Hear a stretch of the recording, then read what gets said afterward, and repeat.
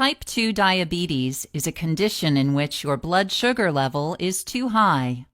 After you eat foods that contain carbohydrates, chemicals in your small intestine break them down into single sugar molecules called glucose. Next, the cells lining your small intestine absorb the glucose,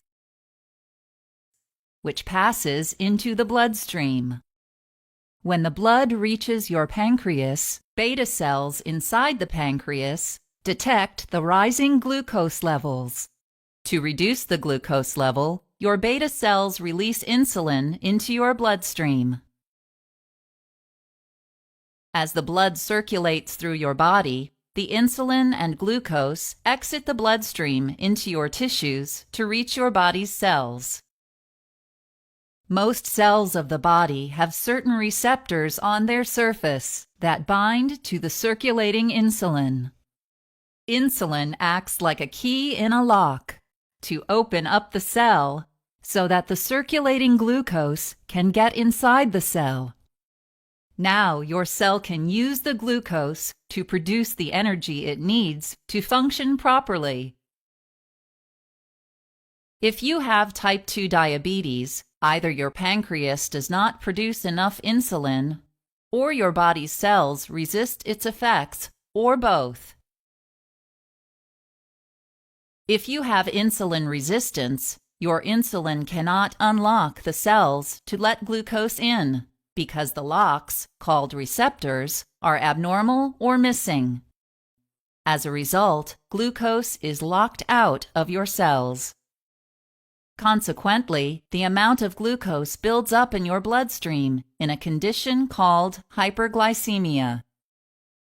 To compensate for hyperglycemia, your pancreas produces more and more insulin. Your overworked beta cells try to keep up with the demand, but gradually lose their ability to produce enough insulin.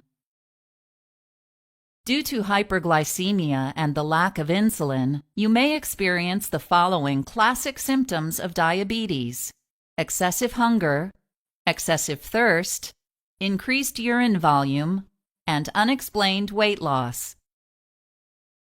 Symptoms of type 2 diabetes that may appear over time include fatigue, recurrent infections, changes in vision, itching, and tingling or prickling sensations in your skin. Life-threatening complications of type 2 diabetes include diabetic ketoacidosis, hyperosmolar hyperglycemic non-ketotic syndrome, and hypoglycemia. If you don't receive treatment for hyperglycemia, diabetic ketoacidosis can result. Because you no longer have enough insulin circulating in your blood, your cells can't get the glucose they need to produce energy. As a result, your body turns to fats and proteins as an alternative source of energy. During the fat breakdown process, certain byproducts, known as ketone bodies, accumulate in your blood, resulting in a condition called ketosis. If ketones build up to dangerously high levels in your bloodstream, you may develop diabetic ketoacidosis, or DKA, which can lead to coma and death. Another complication resulting from failure to treat hyperglycemia is called hyperosmolar hyperglycemic non-ketotic syndrome, or HHNS. As the insulin deficiency continues, your blood glucose level increases. In response, your kidneys filter excess glucose out of the blood into urine, along with large amounts of water. Unless you consume large amounts of water, your kidneys cannot keep up with the demand of removing the glucose from your bloodstream and diluting it sufficiently in urine.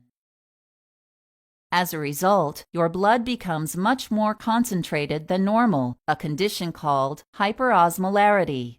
Hyperosmolarity pulls water out of your body tissues into your bloodstream, causing severe dehydration, which may lead to hyperosmolar hyperglycemic non-ketotic syndrome. Neurological symptoms such as seizures and coma can occur. If you take an excessive dose of diabetic medication, you may experience an acute complication called hypoglycemia or insulin shock. Excessive insulin or oral hypoglycemic medication causes too much glucose to go into cells, leaving an insufficient amount in your bloodstream. Certain organs, such as the brain, need a constant energy supply to function properly. Because the brain's primary source of energy is glucose, it is the first organ affected by lower glucose levels. When your brain cells, called neurons, are starved for glucose, they start to malfunction, causing symptoms such as nervousness, shakiness, and confusion. If your glucose level continues to drop, the electrical activity of your neurons diminishes significantly, resulting in seizures or diabetic coma. Over time, chronic, poorly controlled type 2 diabetes can cause degenerative tissue damage, resulting in long-term complications such as atherosclerosis, blindness, neuropathy, and renal failure. To avoid the complications of type 2 diabetes, you can take steps to keep your glucose level within a normal range, using a combination of blood glucose monitoring, a healthy diet, regular exercise, and medications as necessary. You will need to check the level of glucose in your blood frequently with a glucometer. To do this, you will prick your finger with a small needle called a lancet and place a drop of blood on the strip attached to the glucometer. Based on your blood glucose level, you may need to adjust your meals, physical activity, or medication dose. Eating a healthy diet will help to lower your glucose level when you eat a diet rich in fruits, vegetables, and whole grains, have meals and snacks about the same time every day, consume the right balance of carbohydrates, proteins, and fats, and minimize your intake of high-sugar foods. Getting regular exercise, even just 30 minutes a day, will lower your blood glucose level, decrease insulin resistance, and may lead to weight loss. You may need to take one or more diabetic medications to help lower blood glucose. Some of these medications increase insulin production in your pancreas. Others decrease insulin resistance in your skeletal muscles. Some treatments increase insulin sensitivity in certain tissues. Others promote a slight decrease in absorption of glucose in your digestive system. If your type 2 diabetes cannot be controlled with diet, exercise, and oral medications, your doctor may prescribe insulin and train you to inject it just under your skin.